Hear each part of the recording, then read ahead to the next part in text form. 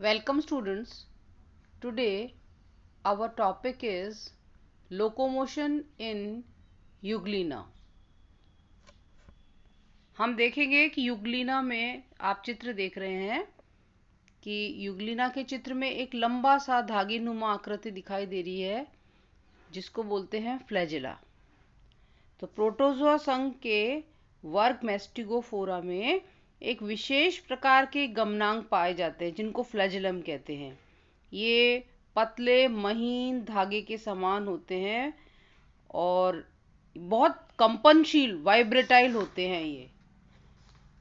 और इसमें आप देखेंगे कि इसमें दो फ्लैजिला यूग्लिना में दिखाई दे रहे हैं। एक तो छोटा है जो अंदर की ओर दिखाई दे रहा है और एक बड़ा है जो बाहर लंबा धागेनुमा दिखाई दे रहा है।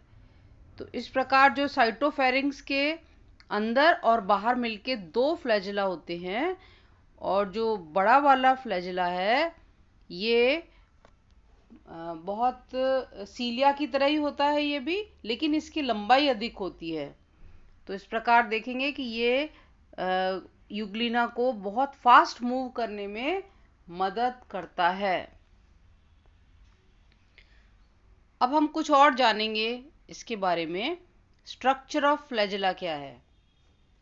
तो इसकी जो संरचना या स्ट्रक्चर है वो सीलिया के समान ही होती है। केवल फर्क इतना है कि जो फ्लैजिला है वो लंबा होता है और अंत में ये बेसल ग्रेन्यूल से जुड़ा हुआ रहता है। इसके चारों तरफ एक प्लाज्मा मेम्ब्रेन होती है, सेंट्रल में एक्सोनीम होता है और वही 9+2 का इसमें स्ट्रक्चर पाया जाता है अगर इसका क्रॉस सेक्शन देखें तो। फिर हम देखेंगे theories of flagellar movement. Euglena के अंदर जो साइटोस्टोम से जो निकलता है कोशिका मुख से धागीनुमा आकृति, वो फ्लैजिला है। ठीक है। और इसको हमने कुछ वैज्ञानिकों ने अलग अलग तरीके से इसको जब ऑब्जर्व किया तो उन्होंने इसको अलग अलग तरीके से चलते हुए देखा। तो उनके प्रतिपादित किए हुए कुछ मत हैं जिन्हें हम देखते हैं। नंबर 1, जैसे बुशली ने बताया था। बुशली ने क्या बताया था कि दो प्रकार के बल होते हैं इसके अंदर, एक शरीर के मुख्य अक्ष के समानांतर और दूसरा समकोण पर। तो समानांतर बल जो है यूग्लिना को आगे बढ़ाता है और जो समकोण पर बल कार्य करता है उससे यूग्लिना अपने ही अक्ष पर घूमता रहता है।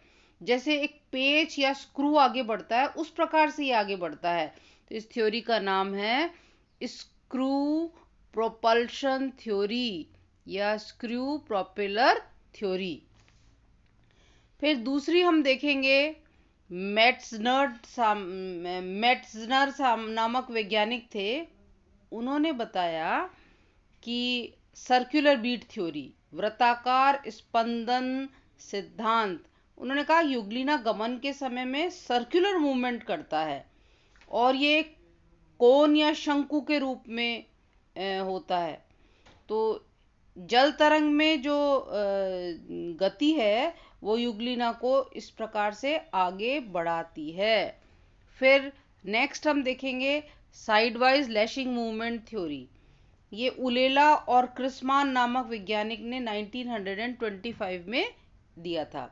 तो उन्होंने ये बताया कि जो यूग्लिना है इसमें चाबुक के समान ये गति करता है, पैडल स्ट्रोक की तरह।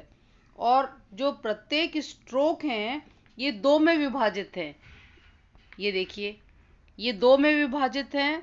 एक तो है इफेक्टिव स्ट्रोक जो डाउनवर्ड होता है और दूसरा है रिकवरी स्ट्रोक। तो इस प्रकार जो इफेक्टिव स्ट्रोक है ये सीधा और कठोर होता है, रिजिड होता है और आगे से पीछे की तरफ जल के आघात को पानी को पीछे की तरफ धकेलता है। आप चित्र में देखते जाइए।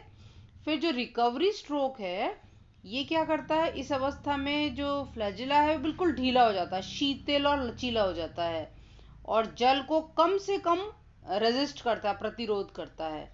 तो पुनः धीरे धीरे वो फ्लैजिला को आगे की ओर ले आता है। ठीक है। फिर इसके बाद हम देखेंगे कि लाउंज डीज नामक वैज्ञानिक थे 1941 से 43 में।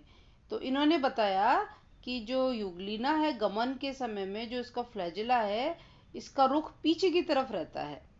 ठीक है। और ये पीछे की तरफ जो रहता है, तो ये सर्पिल तरंगे, स्पाइरल वेव्स के रूप में आगे की ओर नोक तक इसकी वेव्स इसमें चलती है। फ्लैजिला में पीछे से आगे नोक की तरफ इस प्रकार का वाइब्रेशन, स्पंदन होता है इसमें। और ये स्पंदन 12 बार प्रति सेकंड की दर से होता है फ्लैजिला में। और इससे जल पीछे की तरफ धकेला जाता है, तो यूग्लिना का शरीर आगे की ओर बढ़ता है। इस प्रकार यूग्लिना अपने अक्ष के चारों तरफ एक चक्कर लगा देता है, स्पाइरल मूवमेंट करता है, सर्पिलाकार मार्ग से आगे बढ़ता है। ठीक है। तो और इस काम में मदद कौन करते हैं? इसके अंदर पाए जाने वाले जो तंतु हैं, 9+2 जो स्ट्रक्चर है, और इनको एनर्जी मिलती है किससे? माइटोकॉन्ड्रिया से। ब्लिफेरोपास्ट जो जहाँ से ये निकलते हैं वहाँ से। तो इस प्रकार के मूवमेंट का नाम दिया है यूग्लिनॉइड मूवमेंट। ठीक है। फिर यूग्लिना के अंदर एक और प्रकार का मूवमेंट है, जैसे कि यूग्लिनॉइड मूवमेंट क्या है, या मेटाबॉली। यूग्लिना का जो शरीर है, इसका जो बाहर का आवरण है जिसमें पेलिकल पाई जाती है, वो लचीला होता है। तो लचीला होने के कारण जो शरीर की आकृति में ये परिवर्तन कर रेंगने वाली गति भी प्रदर्शित कर सकता है, जिसको बोलते हैं रिगलिंग मूवमेंट। तो ये उसी प्रकार से है जैसे अपने शरीर के इंटेस्टाइन में पेरिस्टाल्टिक मूवमेंट होता है।